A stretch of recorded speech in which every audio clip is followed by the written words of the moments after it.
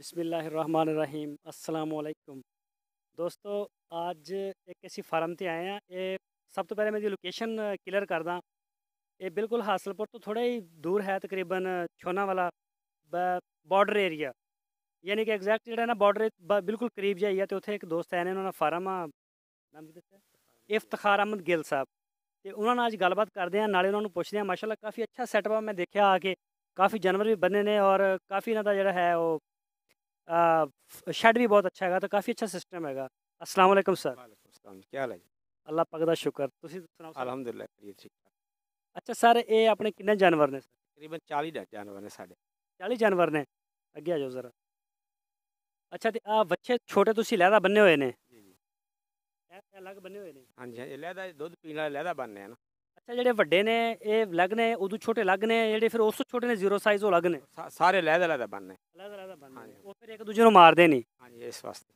ਠੀਕ ਹੋ ਗਿਆ, ਅੱਗੇ ਆ ਜਾਓ। ਅੱਛਾ ਸਰ, ਤੁਸੀਂ ਸਾਨੂੰ ਜ਼ਰਾ ਨਾ ਮੱਝਾਂ ਵੀ ਬੰਨੀਆਂ ਹੋਈਆਂ ਨੇ, ਤੇ ਇਹ ਮੱਝਾਂ ਦੇ ਬਾਰੇ ਵੀ ਦੱਸ ਸਕਦੇ ਹੋ? ਕਿੰਨੀਆਂ ਮੱਝਾਂ ਨੇ ਤੁਹਾਡੇ ਕੋਲ ਟੋਟਲ, ਤੇ ਕਿੰਨੀਆਂ ਗਾਈਆਂ ਨੇ? ਇਹ ਤਕਰੀਬਨ 10 ਤੋਂ 15 ਮੱਝਾਂ ਨੇ ਤੇ 15 ਤਕਰੀਬਨ ਗਾਈਆਂ ਨੇ। ਅੱਛਾ, 10 ਤੋਂ 15 15 ਯਾਨੀ ਕਿ ਮੱਝਾਂ ਤੇ 15 ਹੀ ਗਾਈਆਂ ਨੇ, ਤੇ ਬਾਕੀ ਵੱਛੇ ਇਕੱਠੇ ਹੋ ਗਏ। ਅੱਛਾ, ਤੇ ਇਹ ਮੱਝਾਂ ਜਿਹੜੀਆਂ ਨੇ ਤੁਹਾਡੀਆਂ ਨਾ, ਕਿੰਨਾ ਕਿੰਨਾ ਦੁੱਧ ਦੇ ਰਹੀਆਂ ਨੇ? ਇਹ ਤਕਰੀਬਨ 8 ਤੋਂ 10 ਕਿਲੋ ਤੱਕ ਦਿੰਦੀਆਂ ਨੇ। 8 ਤੋਂ 10 ਕਿਲੋ ਇੱਕ ਮੱਝ ਦੇ ਰਹੀ ਹੈ, ਇੱਕ ਡੰਗ ਦਾ? ਇੱਕ ਡੰਗ ਕਿ ਦਾ ਸਵੇਰ ਸ਼ਾਮ ਦੋਨੋਂ ਡੰਗਾਂ ਦਾ, ਯਾਨੀ ਦੋ ਟਾਈਮ ਸਵੇਰ ਔਰ ਸ਼ਾਮ ਦਾ 10 ਕਿਲੋ। 5 ਅੱਛਾ, ਕਿਲੋ। ਤੇ ਇਹ ਨਸਲ ਦੇ ਬਾਰੇ ਚ ਵੀ ਤੁਹਾਨੂੰ ਕੋਈ ਮਾਲੂਮਾਤ ਹੈ? ਕਿਹੜੀ ਕਿਹੜੀ ਹੈ? ਤਕਰੀਬਨ ਨੀਲੀ ਦੀ ਸਾਡੇ ਮਕਾਮੀ ਨੇ ਇੱਥੋਂ ਦੀਆਂ ਮੱਝਾਂ ਜਿਹੜੀਆਂ ਨੀਲੀ ਦੀਆਂ ਦੂਸਰੀਆਂ। ਨੀਲੀ ਰਾਵੀ ਹੋ ਗਈ, ਤੇ ਉਹਦਾ ਮਿਕਸ ਹੈਗੀਆਂ ਨੇ ਸਾਰੀਆਂ। ਤੇ ਇਸ ਤੋਂ ਬਾਅਦ ਤੁਸੀਂ ਜ਼ਰਾ ਦਿਖਾਣਾ, ਮੱਝਾਂ ਦਿਖਾਓ ਜ਼ਰਾ। ਇਹ ਹੈ ਦੂਸਰੀ ਸਾਈਡ ਤੇ ਵੀ ਹੈ ਨੇ, ਇੱਧਰ ਆ ਜਾਓ ਜ਼ਰਾ। ਔਰ ਇਸ ਸਾਈਡ ਤੋਂ ਜ਼ਰਾ ਦਿਖਾਣਾ। ਮਾਸ਼ਾਅੱਲਾ ਕਾफ़ी ਲੰਬੀ ਇਹਨਾਂ ਦੀ ਖੁਰਲੀ ਵੀ ਹੈ। ਔਰ ਇਹ ਦੋਸਤੋ ਤੁਸੀਂ ਦੇਖ ਸਕਦੇ ਹੋ ਕਿ ਬਿਲਕੁਲ ਜਿਹੜਾ ਹੈ ਨਾ, ਇਸ ਸਾਈਡ ਤੇ ਤਕਰੀਬਨ ਮੱਝਾਂ ਨੇ ਔਰ ਇਸ ਸਾਈਡ ਤੇ ਗਾਈਆਂ ਨੇ। ਤੇ ਅੱਛਾ ਸਰ, ਉਧਰਲੀ ਸਾਈਡ ਤੇ ਆਇਓ ਜ਼ਰਾ, ਗਾਈਆਂ ਵੀ ਦੇਖਦੇ ਆਪਾਂ। ਮਾਰਦੀਆਂ ਤੇ ਨਹੀਂ?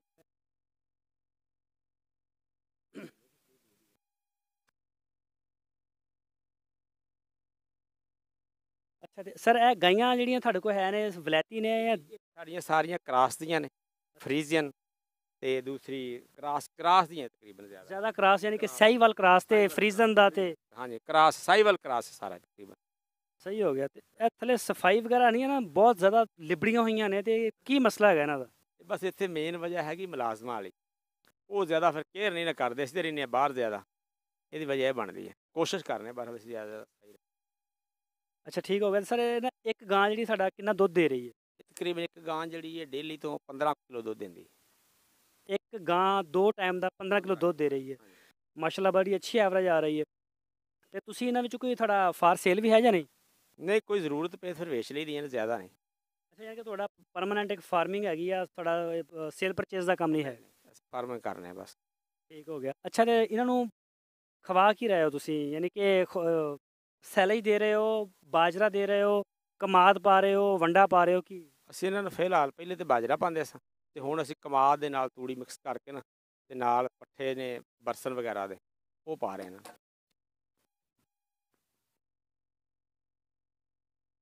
ਅੱਛਾ, ਤੇ ਕਿੰਨਾ ਅਰਸਾ ਹੋ ਗਿਆ ਤੁਹਾਨੂੰ ਹੁਣ ਇਹ ਕੰਮ ਸਟਾਰਟ ਕੀਤਾ ਹੋਏ ਨੂੰ? ਤਕਰੀਬਨ 20 ਸਾਲ ਹੋ ਗਏ।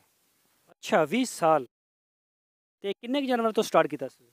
ਇਹ 3-4 ਤੋਂ ਕੀਤਾ ਸੀ। ਇਹ ਸਾਡੇ ਸਾਰੇ ਘਰ ਦੇ ਹੀ ਨੇ। ਅੱਛਾ, ਯਾਨੀ ਕਿ 3-4 ਗਾਈਆਂ ਸੀਗੀਆਂ, ਤੇ ਉਹਨਾਂ ਤੋਂ ਇਹ ਅੱਗੇ ਵਧਦੀਆਂ ਗਈਆਂ ਨੇ ਸਾਰੀਆਂ। ਤੇ ਹੋਰ ਅੱਗੇ ਇਹਨੂੰ ਵਧਾਉਣ ਦਾ ਤੁਹਾਡਾ ਜ਼ਿਹਨ ਹੈ ਜਾਂ ਬਸ ਇੰਨਾ ਕੀ ਹੈ? ਇਨਸ਼ਾਅੱਲਾ ਅਸੀਂ ਛੋਟੇ ਬੱਚੇ ਜ਼ਿਆਦਾ ਜਿਹੜੀਆਂ ਨਾ ਮਾਦੀਆਂ ਉਹ ਨਹੀਂ ਵੇਚਦੇ, ਸਿਰਫ ਨਰ ਵੇਚਣੇ ਤਾਂ ਕਿ ਜ਼ਿਆਦਾ ਫਾਰਮ ਜ਼ਿਆਦਾ ਹੋਵੇ। ਯਾਨੀ ਕਿ ਇੱਕ ਗਾय ਨੇ ਜਦੋਂ ਬੱਚਾ ਦਿੱਤਾ, ਉਹ ਅਗਰ ਨਰ ਹੋਇਆ ਤਾਂ ਸੇਲ ਕਰ ਲਿਆ ਵੱਡਾ, ਤੇ ਜੇ ਉਹ ਮਾਦੀ ਹੋਈ ਤਾਂ ਉਹ ਰੱਖ ਲਈ। ਬਹੁਤ ਅੱਛੀ ਗੱਲ ਆ। ਤੇ ਇਹ ਸਾਰੀਆਂ ਤੁਸੀਂ ਇੱਥੋਂ ਮੁਕਾਮੀ ਸ਼ੁਰੂ ਚ ਲਈਆਂ ਸੀ ਜਾਂ ਬਾਹਰੋਂ ਕਿਤੋਂ ਸਪੈਸ਼ਲ ਲੈ ਕੇ ਆਏ ਸੀ? ਨਹੀਂ, ਇੱਥੇ ਇੰਜੈਕਟ ਟਿੱਕੇ ਲਵਾਏ ਨੇ ਸਾਰੇ ਸਾਹੀਵਾਲ ਦੀਆਂ ਸਨ ਸਾਡੀਆਂ ਇਲਾਕੇ ਦੀਆਂ, ਉਹਨਾਂ ਨੂੰ ਫਿਰ ਅੱਛੇ ਟਿੱਕੇ ਲਵਾਉਂਦੇ ਰਹੇ ਅਸੀਂ, ਉਸ ਤੋਂ ਬਣੇ। ਤੇ ਮੈਡੀਸਨ ਦਾ ਤੁਹਾਡਾ ਕੀ ਹਿਸਾਬ ਕਿਤਾਬ ਹੈ? ਗੌਰਮੈਂਟ ਦਾ ਅਮਲਾ ਤੁਹਾਡੇ ਕੋਲ ਇੱਥੇ ਪਹੁੰਚਦਾ ਜਾਂ ਨਹੀਂ ਪਹੁੰਚਦਾ? ਨਹੀਂ, ਬਹੁਤ ਘੱਟ ਆਉਂਦੇ ਨੇ, ਜ਼ਿਆਦਾ ਅਸੀਂ ਪ੍ਰਾਈਵੇਟ ਇਹਨਾਂ ਦਾ ਚੈੱਕ ਕਰਾਉਂਦੇ ਇਹਨਾਂ ਨੂੰ। ਤੇ ਜਿਹੜੇ ਟੀਕੇ ਵਗੈਰਾ ਰਖਾਣੇ ਸਾਰੇ ਪ੍ਰਾਈਵੇਟ ਹੀ ਰਖਾ ਰਹੇ ਹੋ? ਪ੍ਰਾਈਵੇਟ। ਤੇ ਜੇ ਕੋਈ ਆ ਜਾਵੇ, ਕੋਈ ਪੈਸੇ ਵੀ ਲੈਂਦਾ ਹੋਏਗਾ ਅੱਛੇ ਖਾਸੇ, ਜਾਂ ਕੋਈ ਹਿਸਾਬ ਕਿਤਾਬ ਕੋਈ ਰਿਆਇਤ ਕਰ ਜਾਂਦੇ ਨੇ? ਜ਼ਾਹਰ ਪੈਸੇ ਤੇ ਲੈਂਦੇ ਨੇ ਮਰਜ਼ੀ ਨਾਲ, ਜਿਹੜੇ ਆ ਦੇਣੇ ਪੈਂਦੇ ਨੇ ਸਾਨੂੰ। ਠੀਕ ਹੋ ਗਿਆ। ਅੱਛਾ, ਤੇ ਇਹਦੇ ਵਿੱਚ ਜਿਹੜਾ ਹੈ ਨਾ, ਪਰਲੀ ਸਾਈਡ ਤੁਸੀਂ ਬਣੀ ਹੋਈਆਂ ਨੇ ਮੱਝਾਂ ਸਾਰੀਆਂ ਔਰ ਇੱਧਰ ਤੁਸੀਂ ਗਾਈਆਂ ਕਰ ਦਿੱਤੀਆਂ ਨੇ ਤੇ ਰਾਤ ਨੂੰ ਸ਼ੈੱਡ 'ਚ ਬੰਨ੍ਹਦੇ ਹੋ। ਜੋ ਸਰਦੀ ਪਵੇ ਅੱਛਾ ਤੇ ਇਹ ਸਾਰਾ ਜਿਹੜੇ ਇਹ ਸਾਈਡ ਦਿਖਾਣਾ ਜ਼ਰਾ, ਇਹ ਜਿੱਧਰ ਇਹਨਾਂ ਦੇ ਤੂੜੀ ਔਰ ਹੈ ਸਾਰਾ ਮਸ਼ੀਨ ਲੱਗੀ ਹੋਈ ਹੈ, ਟੋਕਾ ਮਸ਼ੀਨ ਵਗੈਰਾ। ਤੇ ਅੱਗੇ ਆਪਾਂ ਸ਼ੈੱਡ ਚੱਲਦੇ ਹਾਂ, ਜ਼ਰਾ ਸ਼ੈੱਡ ਦੇ ਬਾਰੇ 'ਚ ਵੀ ਸਾਨੂੰ ਦੱਸਣਾ।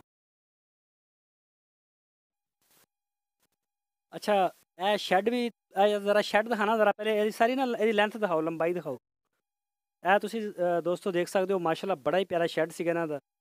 ਔਰ ਇਹ ਸਾਈਡ ਦਿਖਾਣਾ ਜ਼ਰਾ, ਇਧਰੋਂ ਇਹ ਜਿਹੜੀ ਹੈ ਇਹ ਜਿੱਥੇ ਬੰਨ੍ਹਦੇ ਨੇ ਰਾਤ ਨੂੰ, ਇਹ ਜਿਹੜੀ ਜਗ੍ਹਾ। ਠੀਕ ਹੋ ਗਿਆ। ਅੱਛਾ ਸਰ ਇਹ ਕਦੋਂ ਬਣਾਇਆ ਸ਼ੈੱਡ ਤੁਸੀਂ? ਤਕਰੀਬਨ 2004-05 ਦਾ ਬਣਿਆ। 2004-05 ਦਾ। ਇਹਦੇ ਵਿੱਚ ਤੁਸੀਂ ਟੋਟਲ ਦੋਵਾਂ ਸਾਈਡਾਂ ਦੇ ਉੱਤੇ ਕਿੰਨੇ ਜਾਨਵਰ ਬੰਨ੍ਹ ਸਕਦੇ ਹੋ? ਤਕਰੀਬਨ 120 ਜਾਨਵਰ ਬਣ ਜਾਂਦੇ ਨੇ, 60 ਬਲਕਿ 60 ਤੋਂ ਜ਼ਿਆਦਾ ਬਣ ਜਾਂਦੇ ਨੇ, 60 ਵੱਜ ਜਾਂਦੇ ਨੇ। ਯਾਨੀ ਕਿ 60 ਇੱਕ ਸਾਈਡ ਤੇ 60 ਹੀ ਦੂਜੀ ਸਾਈਡ ਤੇ। 120 ਜਾਨਵਰ ਦਾ ਸ਼ੈੱਡ ਆ। ਔਰ ਇਹਦੇ ਤੇ ਕਿੰਨੀ ਲਾਗਤ ਆਈ ਹੈ ਤੁਹਾਡੀ? ਉਸ ਦੌਰ 'ਚ ਆਈ ਸੀ ਤਕਰੀਬਨ 8 ਲੱਖ ਰੁਪਏ। 2005 ਦੇ ਵਿੱਚ 8 ਲੱਖ ਰੁਪਏ ਆਇਆ ਸੀ।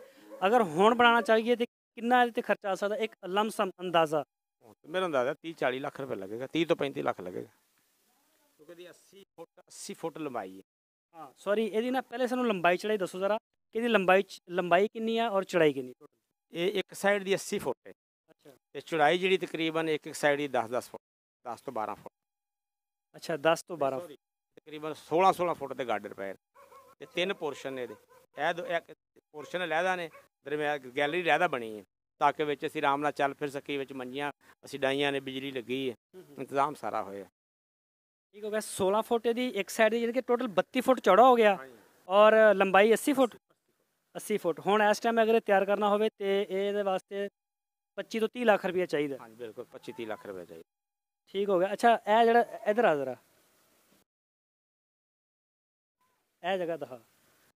ਅੱਛਾ ਤੇ ਦੋਸਤੋ ਇਹ ਤੁਸੀਂ ਦੇਖ ਸਕਦੇ ਹੋ, ਇਹਨਾਂ ਨੇ ਇਹ ਜਗ੍ਹਾ ਛੱਡੀ ਹੋਈ ਹੈ। ਇੱਥੋਂ ਪੱਠੇ ਵਗੈਰਾ ਪਾਣੇ ਹੋਣ ਨਾ ਤੇ ਪੈਰ ਅਗਰ ਲਿਬੜੇ ਹੋਣ, ਗੋਬਰ ਤੋਂ ਉਹ ਸਾਰੀ ਹਰ ਚੀਜ਼ ਤੋਂ ਸੇਵਿੰਗ ਹੋ ਜਾਂਦੀ ਹੈ।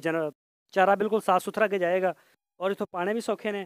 ਔਰ ਰਾਤ ਨੂੰ ਸਿਕਿਉਰਿਟੀ ਰੀਜ਼ਨ 'ਤੇ ਵੀ ਇੱਥੇ ਮੁਲਾਜ਼ਮ ਜਿਹੜੇ ਇਹਨਾਂ ਦੇ ਨੇ, ਚਾਰ ਪਹੀਆਂ ਵੀ ਪਈਆਂ ਨੇ, ਰਾਤ ਨੂੰ ਇੱਥੇ ਸੋ ਵੀ ਜਾਂਦੇ ਨੇ। ਔਰ ਉੱਪਰਲੀ ਸਾਈਡ ਤੋਂ ਦਿਖਾਣਾ, ਸਾਡਾ ਕੈਮਰਾਮੈਨ ਜ਼ਰਾ ਨਵਾਂ ਹੈਗਾ। ਇਹ ਦੇਖ ਸਕਦੇ ਹੋ, ਗਰਮੀਆਂ ਨੂੰ ਬਿਲਕੁਲ ਹਵਾਦਾਰ ਆ ਔਰ ਸਰਦੀ ਨੂੰ ਹਬਸ ਨਹੀਂ ਹੋਏਗਾ ਰਾਤ ਨੂੰ। ਹਰ ਚੀਜ਼ ਨੂੰ ਮੱਦੇਨਜ਼ਰ ਰੱਖਦੇ ਹੋਏ ਇਹਨਾਂ ਨੇ ਸ਼ੈੱਡ ਜਿਹੜਾ ਬਣਾਇਆ ਔਰ ਮਾਸ਼ਾਅੱਲਾ ਬੜਾ ਪਿਆਰਾ ਸ਼ੈੱਡ ਹੈਗਾ। ਅੱਛਾ ਸਰ ਇੱਥੇ ਲਾਈਟ ਦਾ ਵੀ ਤੁਹਾਡੇ ਕੋਲ ਬੰਦੋਬਸਤ? ਲਾਈਟ ਵੀ ਹੈ ਸਾਡੇ ਕੋਲ ਜੀ ਜੀ। ਪਾਣੀ ਕਿਹੜਾ ਪਿਆ ਰਿਹਾ ਥੱਲੇ? ਜ਼ਮੀਨ ਦਾ ਜਿਹੜਾ ਜ਼ੇਰੇ ਜ਼ਮੀਨ ਪਾਣੀ ਆ ਉਹ ਤਾਂ ਕਾਫੀ ਕੜਵਾ ਹੈਗਾ। ਜ਼ੇਰੇ ਜ਼ਮੀਨ ਪਾਣੀ ਕੋਈ ਨਹੀਂ, ਨਹਿਰੀ ਪਾਣੀ ਸਟੋਰ ਕੀਤਾ ਅਸੀਂ, ਡਿੱਗੀ ਬਣੀ ਹੈ। ਉਹ ਤਾਂ ਪਾਣੀ ਦਾ ਤਾਂ ਬਹੁਤ ਜ਼ਿਆਦਾ ਮਸਲਾ ਹੈ ਕਿ ਇਸ ਇਲਾਕੇ 'ਚ ਪਾਣੀ ਦੀ ਬਹੁਤ ਜ਼ਿਆਦਾ ਕਮੀ ਹੈ। ਉਹਦੀ ਵਜ੍ਹਾ ਤੋਂ ਮਸਾਇਲ ਤਾਂ ਹੈ ਨੇ, ਲੇਕਿਨ ਹੈ ਡਿੱਗੀ ਦਾ ਪਾਣੀ ਪਿਲਾਉਂਦੇ। ਠੀਕ ਹੋ ਗਿਆ। ਅੱਛਾ ਸਰ ਕਿੰਨਾ ਤੁਸੀਂ ਆਮਦਨ ਲੈ ਰਹੇ ਹੋ? 30 ਜਾਨਵਰ ਨੇ, ਮਾਸ਼ਾਅੱਲਾ ਵੱਡਾ ਸ਼ੈੱਡ ਹੈ, ਛੋਟੇ ਬੱਚੇ ਵੀ ਆ। ਦੁੱਧ ਦੀ ਪ੍ਰੋਡਕਸ਼ਨ ਦਾ ਹਿਸਾਬ ਲਾਈਏ ਔਰ ਛੋਟੇ ਜਾਨਵਰਾਂ ਦਾ ਹਿਸਾਬ ਲਾਈਏ, ਮਤਲਬ ਕੋਈ ਅੰਦਾਜ਼ਾ ਦੇ ਸਕਦੇ ਹੋ ਕਿ ਕਿੰਨੀ ਤਕਰੀਬਨ ਸਾਰੇ ਖਰਚੇ ਵਗੈਰਾ ਕੱਢ ਕੇ ਮਹੀਨੇ ਦਾ 50-60 ਹਜ਼ਾਰ ਰੁਪਏ ਬਚਦਾ ਬਸ। ਚਲੋ ਮਾਸ਼ਾਅੱਲਾ ਬਹੁਤ ਅੱਛੀ ਗੱਲ ਹੈ। ਇਹ ਬੱਕਰੀਆਂ ਵੀ ਤੁਹਾਡੀਆਂ ਨੇ? ਹਾਂਜੀ ਬੱਕਰੀਆਂ ਸਾਡੀਆਂ। ਬੱਕਰੀਆਂ ਦੇ ਕਿੰਨੇ ਜਾਨਵਰ ਨੇ? ਇਹ ਹੈ ਨੇ 40-50। 40-50 ਜਾਨਵਰ ਨੇ। ਇਹ ਸਾਰੀਆਂ ਸਾਡੇ ਕੋਲ ਮਾਸ਼ਾਅੱਲਾ। ਇਹ ਬੱਕਰੀਆਂ ਤੁਸੀਂ ਦੇਖ ਸਕਦੇ ਹੋ ਜਾ ਰਹੀਆਂ ਨੇ। ਸਹੀ, ਚਲੋ ਠੀਕ ਹੋ ਗਿਆ ਸਰ, ਬਹੁਤ ਮਿਹਰਬਾਨੀ। Okay thank you.